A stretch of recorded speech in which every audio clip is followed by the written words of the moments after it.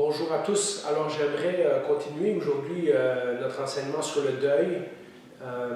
Il y a quelque temps, on avait vu une série de messages sur le deuil et sur ce qui nous attend au ciel. Et parfois, il faut prendre une pause parce que c'est beaucoup de choses à digérer en même temps. Mais notre Église a été quand même affectée substantiellement dans les 2 dernières années. Plusieurs de nos frères et sœurs sont décédés, plusieurs ont perdu des proches. Et donc, je pensais que c'était important dans cette période de vous ramener sur le sujet du deuil. Et même si ce sont des choses qui peut-être ne vous ont pas encore concerné personnellement, c'est important de savoir ce que la Bible peut nous dire sur ces choses-là. Alors, j'aimerais donner un avertissement pour commencer, c'est que je ne suis pas un spécialiste. Je ne suis pas psychologue. Il y a des choses que je ne comprends pas, il y a des choses que je ne sais pas, il y a des choses que vous apprendrez qui vous seront peut-être expliquées différemment. Mais j'ai pensé quand même qu'avec la parole de Dieu, il y avait suffisamment de choses dans la Bible qui pouvaient nous aider à identifier les émotions que l'on vit, qui viennent avec différentes sortes de deuil, et savoir ce que la Bible nous dit de qu'est-ce que nous pouvons faire avec ces émotions. La deuxième chose que j'aimerais vous dire, c'est évidemment, si vous écoutez ce message, il y a des chances que vous soyez croyants, et donc ce message s'applique principalement aux personnes qui ont perdu quelqu'un ou qui ont vécu un deuil, mais qui viennent à ce sujet avec une approche biblique, qui aimeraient savoir ce que Dieu dit, ce que la Bible dit sur ces choses-là. Ce message est donc pour des gens qui croient déjà que la Bible a une réponse à apporter à leur situation, que la Bible est la parole de Dieu et que cette parole est digne de confiance. Alors, en introduction, je nous pose la question, et je vous pose la question, pourquoi ce message? En effet, un certain nombre de nous ne semblent pas, en tout cas, ce n'est pas un sujet qui nous attire et où on ne semble pas personnellement touché par le deuil. Ce n'est pas quelque chose qui nous a affectés. Et pourtant, lorsqu'on y réfléchit, que ce soit le deuil dans le sens de perdre une personne qui nous est chère, ou que ce soit le deuil dans le sens de perdre quelque chose qui nous est cher. Parce que, croyez-le ou non, nous vivons un certain nombre des mêmes émotions lorsque, par exemple, notre santé nous lâche et que nous vivons un deuil par rapport à la santé physique que nous avions quelques années auparavant. Ça peut être également un deuil qui nous frappe lorsque nous passons au travers d'un divorce. Nous perdons quelqu'un qui nous est cher, nous perdons un genre de vie auquel nous étions habitués, les choses ne seront plus les mêmes. Ça peut être également un deuil dans le sens où nous avons parfois perdu notre carrière.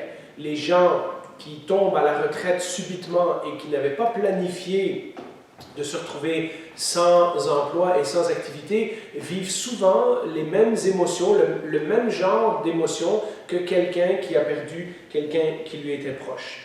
Et donc, j'ai pensé que ça serait évidemment très encourageant pour nos frères et sœurs qui ont perdu quelqu'un dans les dernières années, mais également pour que nous puissions apprendre à repérer ces émotions et à savoir quoi faire avec.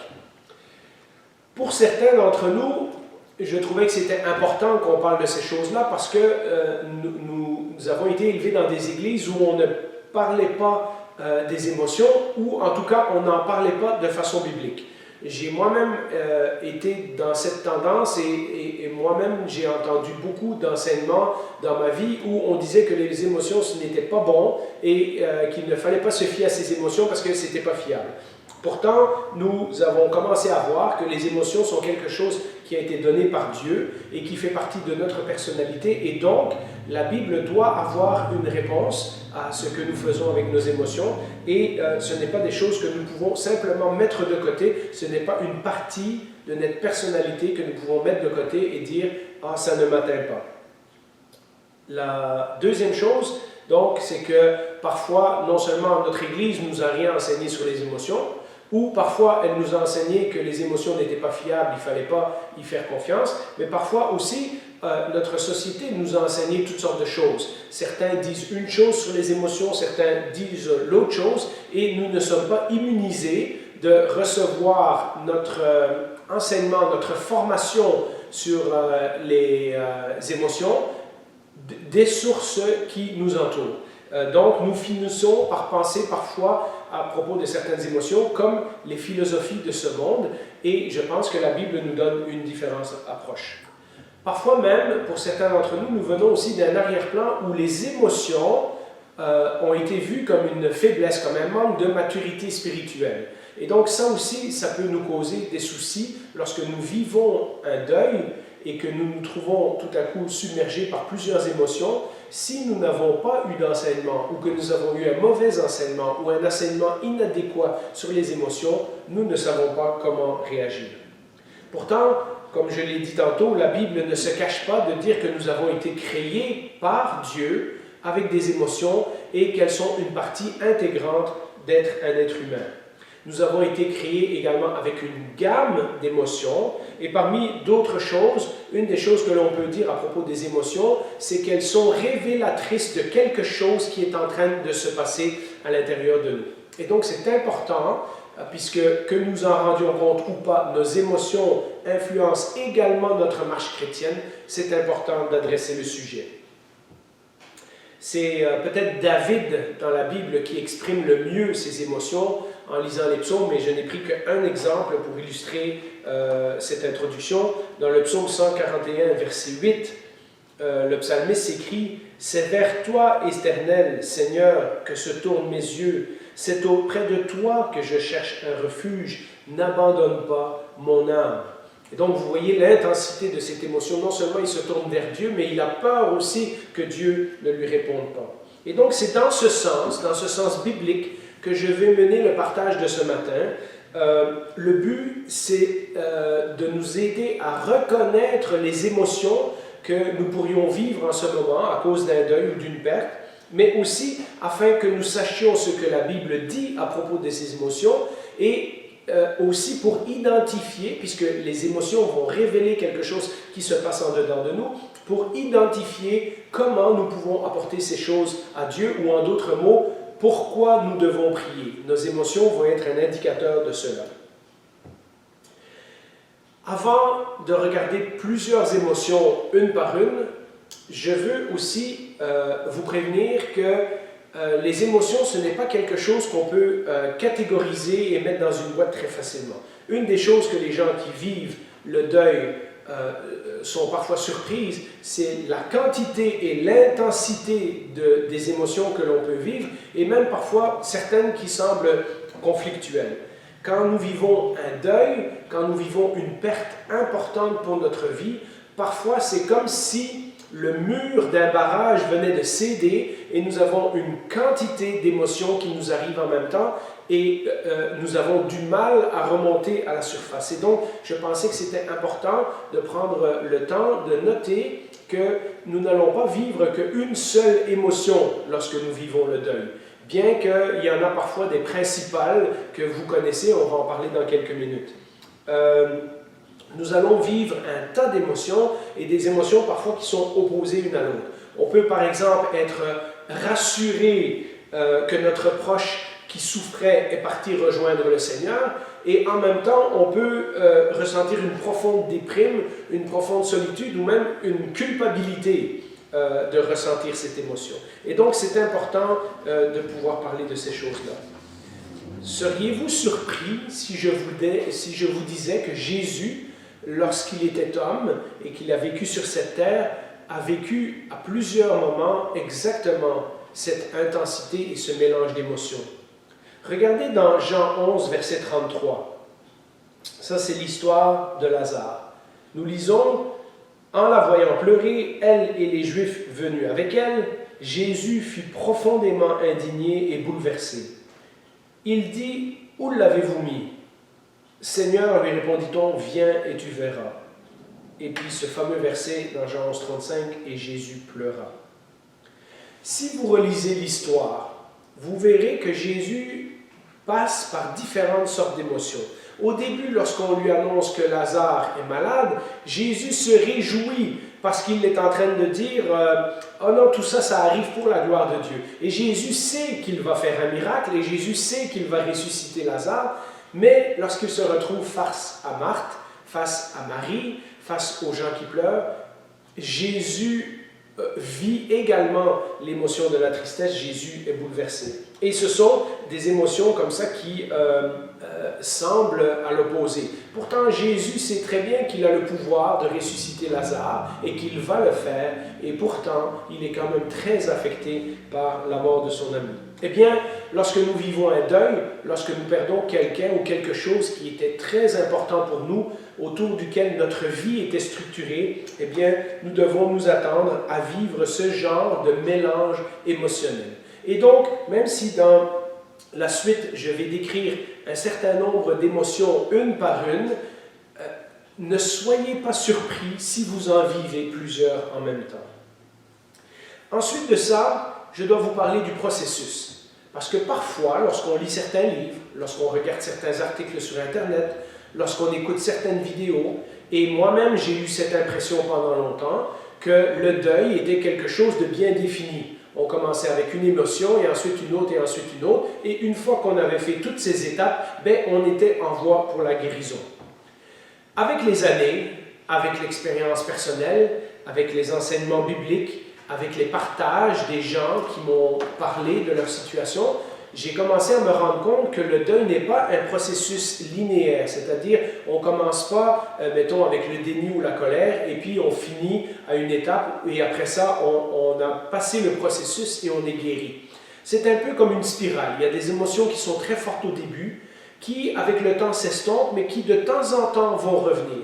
On va avoir des souvenirs, on va avoir des choses qui vont ranimer une pensée ou une idée ou une habitude qu'on avait, et tout à coup, ça nous fait quelque chose. Et donc, c'est non seulement un mélange d'émotions et d'intensité d'émotions, c'est aussi parfois, même si on va dans une certaine direction, la direction d'une certaine guérison, eh bien, il y a quand même un tas d'émotions qui reviendront de temps en temps dans le paysage. Ce n'est pas un processus en ligne droite, c'est plutôt plusieurs étapes qui vont revenir avec différentes intensités au fur et à mesure de notre cheminement, jusqu'à ce que nous finissions par trouver une nouvelle normalité. Il va nous falloir trouver une nouvelle façon de vivre avec cette perte et avec ces émotions, tout en sachant que même cette nouvelle normalité ne sera jamais un retour en arrière, comme si la chose ne s'était pas passée, mais sera quelque chose de nouveau que nous apprendrons à vivre avec. C'est exactement ce qui est arrivé à Job. Lorsque nous lisons Job 42, les versets 10 à 12, nous lisons « L'Éternel rétablit la situation de Job quand celui-ci eut prié pour ses amis. Il lui accorda le double de tout ce qu'il avait possédé. Les frères, les sœurs et les anciennes connaissances de Job vinrent tous lui rendre visite. Et ils mangèrent avec lui dans sa maison. Ils lui exprimèrent leur compassion et le réconfortèrent à cause de tout le malheur que l'Éternel avait fait venir sur lui. Chacun lui donna une pièce d'argent et un anneau d'or. L'Éternel bénit la dernière partie de la vie de Job beaucoup plus que la première. » Quand on lit ça, et qu'on est détaché du texte, qu'on lit ça de façon intellectuelle, on se dit, finalement, les choses ont bien tourné pour Job. Mais le texte ne nous dit pas cela. Le texte nous dit que Dieu a béni Job dans la deuxième partie de sa vie plus que sa première, mais nulle part ça nous dit que Job a oublié que tout ce qui est arrivé avant, c'était comme si ça n'avait pas existé. Humainement parlant, nous savons que Job a, malgré sa rencontre avec Dieu, malgré son expérience avec Dieu, malgré ce qu'il a appris sur Dieu et sur sa souffrance dans toutes ces circonstances, la perte de sa première famille n'a pas disparu. Job a dû simplement apprendre à vivre avec ça. Même si Dieu lui a redonné, Dieu ne lui a pas redonné ce qu'il avait perdu. Et donc Job a dû apprendre à vivre d'une nouvelle façon avec Dieu et avec les nouvelles choses que Dieu avait lui données. Après avoir fait toutes ces mises au point et ces introductions, j'aimerais commencer à regarder maintenant les émotions. Et ce message sera en deux parties parce que je me suis rendu compte en cours de route que je ne pouvais pas mettre tout dans un message, ce que la Bible dit sur les différentes émotions qu'on vit et qu'on ressent, parce qu'elles sont nombreuses et elles sont diverses, elles sont intenses. Et je pense que c'est simplement plus sage de couper ce message en deux pour vous laisser le temps de le revoir, de le réétudier, de relire les textes et pour vous laisser le temps d'intégrer ces choses-là. Pour nous, évidemment, lorsqu'on parle de différentes sortes d'émotions qu'on peut vivre dans le deuil, la première chose qui nous vient en tête, c'est la tristesse. Et la tristesse est en effet une des émotions principales, mais ce n'est pas tout. Nous vivons beaucoup d'autres émotions dont nous ne nous rendons pas toujours compte et nous mettons tout ça sur le dos de la tristesse, mais vraiment il y a des différences. La tristesse est l'émotion dominante, mais le deuil comporte beaucoup d'autres émotions. Il y en a quelques-unes, lorsque je vais les mentionner, vous allez vous dire « Ah oui, je me rends compte de ça ». Mais il y en a d'autres qui nous arrivent et qu'on est surpris et qu'on a même un petit peu peur que ça nous arrive, on trouve que ce n'est pas normal.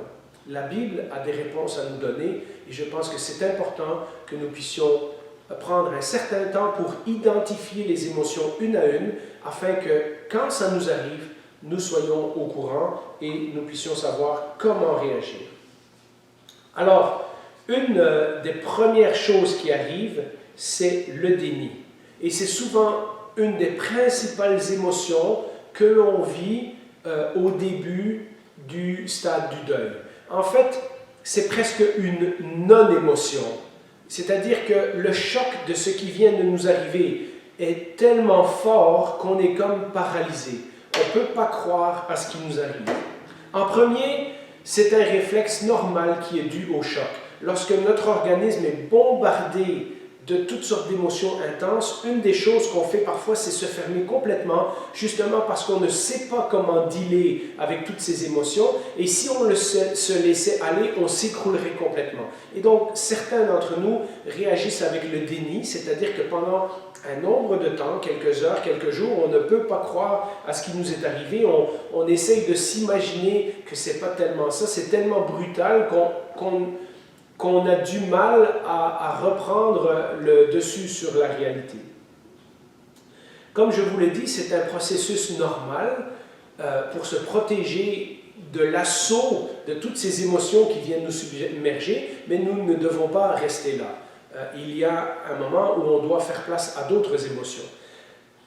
Parfois, c'est le contraire. Au lieu d'être paralysé dans le déni, rester assis chez nous sur une chaise à regarder le plafond et à ne plus savoir quoi faire, parfois on se lance dans une foule d'activités. On veut faire le ménage, on veut faire ci, on veut faire ça, on commence à faire des plans et tout. Mais parfois, ce genre d'activité est également une façon de nier ce qui vient de nous arriver.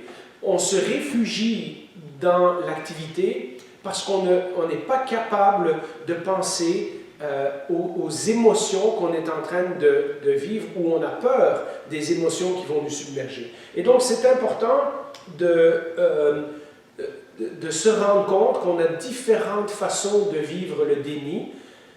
Ce n'est pas que de s'occuper est une mauvaise chose, mais de s'occuper pour ne pas penser à ce qui nous arrive ne fait que reporter la douleur et le choc à plus tard. Et donc, c'est important que lorsque nous vivons le déni, nous puissions l'identifier, ou même si nous ne le vivons pas, de savoir que ça pourrait être une des réactions de base qui nous arrive lorsque nous vivrons quelque chose de difficile. Pour beaucoup de chrétiens, en plus, nous avons souvent cette tendance à vouloir arriver à Romains 8, 28, toute chose concourt au bien de ceux qui aiment Dieu. Nous avons tellement hâte d'arriver à cette partie-là qu'on refuse la partie qui vient avant. Et pourtant, comme je l'ai dit dans un autre message, le Seigneur, au travers de cette quantité d'émotions qui nous assaillent, permet qu'on s'arrête et qu'on réfléchisse à ce qui nous arrive. Le Seigneur nous demande non pas de vivre dans le déni, mais d'accepter les émotions que nous allons vivre, d'accepter que s'il faut, nous puissions pleurer pendant un bon moment. Matthieu 5, 4, « Heureux ceux qui pleurent, car ils seront consolés. » Luc 6, 21, « Heureux vous qui pleurez maintenant, car vous rirez. » La Bible nous dit, et j'aurais pu citer beaucoup d'autres versets, qu'au lieu de nier, il nous faut accepter de pleurer. Et ça, c'est peut-être la première chose que j'aurais aimé vous dire.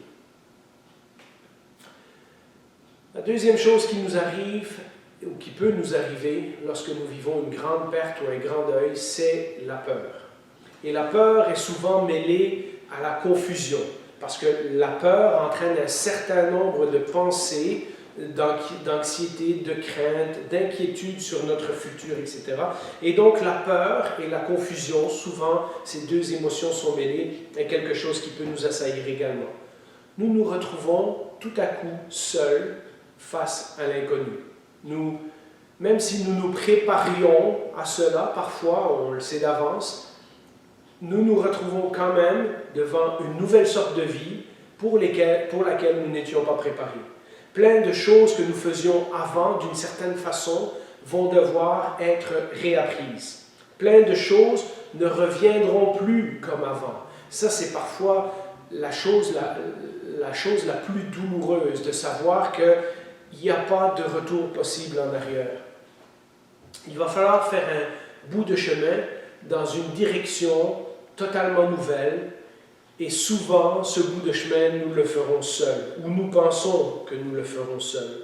C'est un chemin nouveau, c'est un chemin inconnu, et c'est un chemin où la personne qui nous tenait à cœur ne sera plus là pour nous accompagner. Lorsque nous nous rendons compte que nous vivons cette peur, cette confusion, cette anxiété, lorsque notre esprit nous joue des tours avec les craintes pour le futur, etc., c'est le moment dans le deuil où nous devons éviter de prendre des décisions importantes. Parfois, sous le coup du déni ou sous le coup de la peur, nous pourrions nous lancer dans certaines décisions inconsidérées. Soyons conscients que nous sommes extrêmement vulnérables à ce moment-là. Nos émotions vont prendre le dessus sur notre réflexion. Et donc, quand les circonstances le permettent, parfois, nous sommes touchés par plusieurs malheurs en même temps. Non seulement nous perdons, par exemple, quelqu'un ou nous perdons notre carrière, mais nous perdons également du même coup notre maison ou nous perdons une source de revenus. Et donc, à cause du mélange de ce qui nous arrive, parfois l'impact est multiple sur notre vie. Si nous pouvons nous le permettre, si les circonstances nous permettent de vivre un temps et de mettre de côté les décisions difficiles, c'est important de ne pas prendre de décisions majeures à ce moment-là. Et si nous devons prendre des décisions majeures, alors il faut les prendre avec des personnes qui seront de bons conseils, des personnes qui seront capables de nous guider au travers de cette situation, au travers des démarches. C'est le moment où parfois on doit simplement ne pas prendre de décision, mais faire la prochaine bonne chose à faire. Je vous donne un exemple. Dans le livre d'Esdras, au chapitre 3, au verset 3, nous lisons ce verset. En parlant des Juifs qui étaient revenus pour reconstruire le temple à Jérusalem, ils se trouvent confrontés par des ennemis et nous lisons ceci. Ils rétablirent l'autel sur ses fondations, malgré la peur que leur inspiraient les populations installées dans la région. Et regardez, ils ont fait la prochaine bonne chose, et ils y offrirent des holocaustes à l'Éternel, les holocaustes du matin et du soir. Lors de cette reconstruction du temple, si vous connaissez le livre d'Esdras, les ennemis décident de mettre des bâtons dans les roues au peuple d'Israël. Et ce texte nous dit que malgré la peur, donc malgré la confusion, malgré l'anxiété, malgré la situation difficile qu'ils vivaient, ils ont fait la chose qu'ils savaient qu'ils devaient faire, c'est-à-dire reconstruire l'autel de l'Éternel et offrir les holocaustes. Une des choses qu'on pouvait faire à ce moment-là, malgré notre peur, c'était offrir l'adoration à Dieu. Et donc, je vous encourage, si vous êtes dans cette phase de peur, de confusion, de remettre les décisions importantes à plus tard et de simplement dire, c'est quoi la prochaine bonne chose, dans la prochaine heure, dans la prochaine journée, dans la prochaine semaine, que je peux faire, avec laquelle je suis certain que le Seigneur est d'accord. Parfois, c'est de venir à l'église, parfois, c'est d'appeler un frère ou une sœur, parfois, c'est de lire sa Bible, parfois, c'est de chanter un cantique. Eh bien, cette chose qu'on sait qu'au moins ça, on peut le faire, eh bien, parfois, le Seigneur nous dit, écoute, pour le moment, fais juste cette chose-là. Moi, je prendrai soin de toi. Après le déni, la peur et la confusion, une des émotions qu'on ressent parfois, et chez certains d'entre nous c'est plus fort que chez d'autres, c'est la colère. Et la colère est parfois liée à l'amertume. C'est-à-dire que non seulement on est en colère, mais en plus, on développe de la rancune dans notre cœur. Même si parfois la colère est dirigée contre des gens, dans le cas où par exemple on a perdu quelqu'un suite à un accident grave, on peut avoir tendance à diriger notre colère contre la personne, ou si on a perdu quelqu'un suite à un crime, on peut en vouloir beaucoup à la personne qui a commis ce crime. Parfois, la colère est également dirigée contre nous. On s'en veut pour un tas de choses, des choses qui ne sont pas nécessairement rationnelles, mais dans ce moment où nous sommes submergés d'émotions, eh bien la colère prend le dessus et nous pouvons nous en vouloir à nous de ne pas avoir dit la bonne chose, de ne pas avoir fait la bonne chose, de ne pas avoir été là au bon moment, de ne pas avoir été là assez souvent. Si vous vivez ces choses ou si vous avez vécu ces choses, vous savez que l'on peut ressentir ce genre de colère. Mais parfois aussi, notre colère peut être dirigée contre Dieu. Et c'est important de ne pas se mettre la tête dans le sable et d'accepter que ça peut être le cas. Nous avons fait une évaluation de Dieu et de ses actions et nous ne comprenons pas, nous ne sommes pas d'accord avec ce que Dieu a permis. Nous ne comprenons pas pourquoi la chose est arrivée et notre colère peut se retourner contre Dieu parce qu'il a permis une chose difficile dans notre vie. Nous lisons dans l'histoire du prophète Élisée, dans 2 Rois chapitre 4, versets 27 et 28, exactement une illustration de ce point. En parlant d'une femme qui vient de perdre son enfant, le texte nous dit « Mais dès qu'elle fut arrivée près de l'homme de Dieu, c'est-à-dire Élisée, sur la montagne, elle lui attrapa les pieds. Quand Géasi, c'est-à-dire le serviteur d'Élisée, s'approcha pour la repousser, l'homme de Dieu dit « Laisse-la, car elle est dans l'amertume, et l'Éternel me l'avait cachée, il ne me l'avait pas révélée. » La femme dit alors « Ai-je demandé un fils à mon Seigneur? Ne t'ai-je pas dit de ne pas me tromper? » Et si vous voulez un peu l'explication de cette histoire, c'est dans 2 Rois, chapitre 4. Élisée, en faisant différents voyages, il y a une famille, une femme et un homme qui se rendent compte que le prophète passe toujours par leur village. Et ils décident de lui faire une petite chambre, une petite pièce. Et Élisée se rend compte que ce couple n'a pas d'enfants. Et il promet que le couple va avoir des enfants. Et la femme lui dit « Non, ne me fais pas croire des choses, à mon âge, ça ne peut pas arriver, etc. » Et le miracle se produit, et ce couple a un enfant, et cet enfant grandit. Et un jour, lorsqu'il se promène dans les champs, il attrape un coup de soleil, il a mal à la tête, il s'écroule, et il meurt. Et la femme s'en va voir l'homme de Dieu, et lui dit « Je t'avais dit de ne pas me tromper. » En d'autres mots, elle est en train de dire « J'aurais préféré ne pas avoir de fils du tout, que d'avoir un fils et de le voir mourir dans mes bras. » Et Élisée se rend compte qu'il doit laisser cette femme exprimer son amertume parce que lui, il n'est pas au courant. L'Éternel ne lui a pas révélé que l'enfant était mort. Évidemment, nous savons que dans la suite de l'histoire, Élisée va aller, il va ressusciter cet enfant, il va le rendre à cette maman. Mais on comprend toute l'intensité de l'amertume de cette femme qui a eu un enfant et qui, à un jeune âge, tout à coup meurt. Elle aurait préféré ne pas avoir d'enfant du tout. Vous savez, on a rencontré cette colère et cette amertume également dans la vie de Naomi. C'est compréhensible de se mettre dans la peau de Naomi et se rendre compte qu'elle ne peut pas comprendre pourquoi Dieu lui a enlevé son mari et ses 2 garçons. Et elle est tellement fâchée contre Dieu qu'elle veut changer son nom et ne plus s'appeler Naomi, qui veut dire douceur, mais elle veut s'appeler amertume. C'est aussi une colère que parfois nous ressentirons non seulement contre nous-mêmes et les circonstances et contre Dieu, mais aussi contre parfois les gens qui veulent bien faire mais qui nous consolent parfois maladroitement. À plusieurs d'entre nous, c'est arrivé que nous sommes passés par une situation extrême, une situation difficile dans notre vie, un grand deuil. Et des gens ont voulu nous donner le verset biblique ou la formule où tout va aller bien, etc. Et nous sommes fâchés après ces gens-là. Je pense que c'est important de se rendre compte que nous vivons de la colère et de l'amertume à ce moment-là et de simplement prendre pour acquis que ces gens ont voulu bien faire c'était dans une bonne intention, même si c'était très maladroit. Éphésiens 4,26 nous rappelle que nous pouvons ressentir de la colère.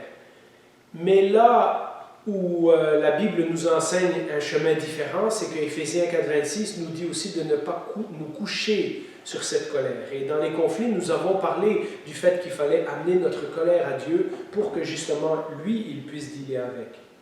La limite entre crier notre colère à Dieu et accuser Dieu de quelque chose est très très fine. Nous le voyons dans la vie de Job.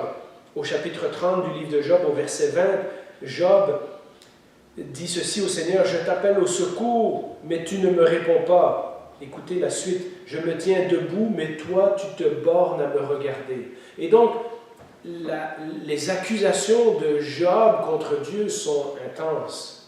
Comme nous l'avons dit précédemment, c'est au moins un bon signe lorsque Naomi, lorsque Job, lorsque d'autres se plaignent à Dieu, lorsque dans les psaumes, les gens qui vivent de la souffrance disent toute leur souffrance à Dieu, même avec un certain ton de colère. Parce que tant qu'on parle à Dieu, il y a de l'espoir. C'est quand on se détourne de Dieu et qu'on décide de ne plus lui parler que nous sommes dans un danger mortel. Pour le reste, Dieu est capable d'entendre ce qu'on a à dire. Il est capable d'en prendre. La Bible nous donne la permission de nous exprimer à Dieu sur notre colère de façon respectueuse, en sachant où est la limite, mais de lui dire nos véritables émotions, de lui dire sérieusement ce que l'on ressent. Lisez des psaumes comme le psaume 88 et vous verrez que les émotions qui sont exprimées dans ce psaume sont très, très, très intenses. La Bible nous donne la permission d'exprimer notre colère à Dieu, mais elle s'attend aussi que lorsque Dieu nous réponde, nous changions notre colère pour qu'elle ne détruise pas notre vie. Nous ne serons pas parfaits dans notre cheminement dans le deuil. Nous ne serons certainement pas parfaits dans la façon dont nous exprimons nos émotions à Dieu. Surtout ceux d'entre nous qui ont, par exemple, la colère, plus facile, ceux d'entre nous qui ont l'anxiété, plus facile.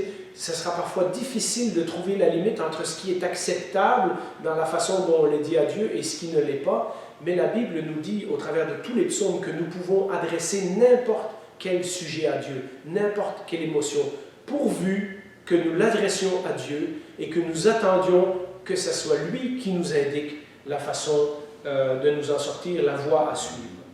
Pour cela, nous devrons peut-être apprendre également de la vie de Job qu'il y a un temps, il y a un moment, peut-être pas aujourd'hui, peut-être pas tout de suite, peut-être pas alors que vous écoutez ce message, mais sachez qu'il viendra un moment où vous pourrez dire, comme Job, dans le chapitre 42 au verset 3, « Oui, j'ai parlé sans les comprendre de merveilles qui me dépassent et que je ne connais pas. » Job n'est pas encore restauré. Job n'est pas encore guéri. Mais parce que Dieu lui a répondu, il y a quelque chose chez Job qui a commencé à changer. Je vous laisse avec ces réflexions pour aujourd'hui. Comme je vous l'ai dit, ce sont beaucoup de choses qu'il nous faut penser, qu'il nous faut intégrer, des émotions qu'il faut exprimer à Dieu, des prières, des cris, des larmes qu'il faut dire à Dieu. Je continuerai avec les différentes sortes d'émotions la prochaine fois. Ainsi, vous pourrez de temps en temps revoir les notes, revoir le message et j'espère que tout ça va vous aider à avancer dans votre cheminement si vous vivez un deuil pour le moment. Pour ceux d'entre nous qui ne vivent pas de deuil, je vous rappelle que ce sont des choses que nous devons savoir parce que la Bible a des réponses à ces choses-là. Et tout simplement parce que si nous sommes êtres humains et que nous vivons sur cette terre, à un moment donné ou l'autre, c'est garanti, nous vivrons un ou plusieurs deuils. Et donc la parole de Dieu nous prépare, parfois elle nous répond tout de suite dans une circonstance que nous vivons, parfois elle nous prépare d'avance pour quelque chose que nous vivrons un jour. Alors prions.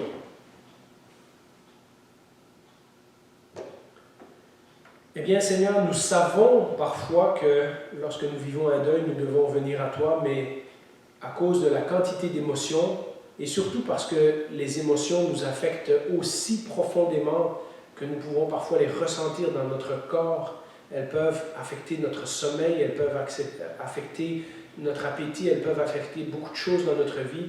Nous ne savons pas toujours comment dealer avec ces émotions. Nous avons parfois peur de nous approcher de toi. Seigneur, j'espère que ce message, ce matin, puisse nous encourager à nous tourner vers toi en sachant, en ayant cette confiance que ta parole répond à nos inquiétudes, à nos questions, à nos émotions, mais que également toi, tu as une oreille attentive et tu es capable d'en prendre. Tu es capable d'écouter nos émotions. Tu es capable parce que tu sais de quoi nous sommes faits. Tu te souviens que nous sommes fragiles. Seigneur, nous voulons absolument nous accrocher à toi de toutes les façons possibles. Nous savons que notre cheminement au travers de cette perte, au travers de ce deuil ne sera pas parfait. Mais nous savons que tu nous aimes, que tu nous as choisis, que tu prépares une place pour nous et que tu nous attends un jour pour nous consoler personnellement de nos deuils, de nos souffrances et de nos afflictions.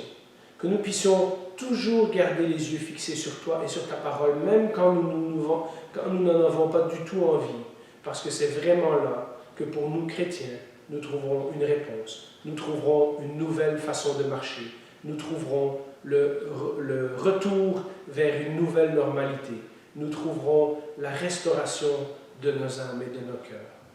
Nous te confions nos frères et sœurs qui ont perdu des proches dans ces derniers temps. Nous te demandons que tu puisses le faire sentir ton réconfort d'une façon très particulière et qu'au contact de ta parole, toujours ils puissent savoir que ce n'est pas simplement un livre, mais que c'est toi qui leur parles pour les encourager, les réconforter. Nous te demandons ces choses en toute humilité, mais avec confiance que tu vas nous répondre. Au nom de Jésus. Amen.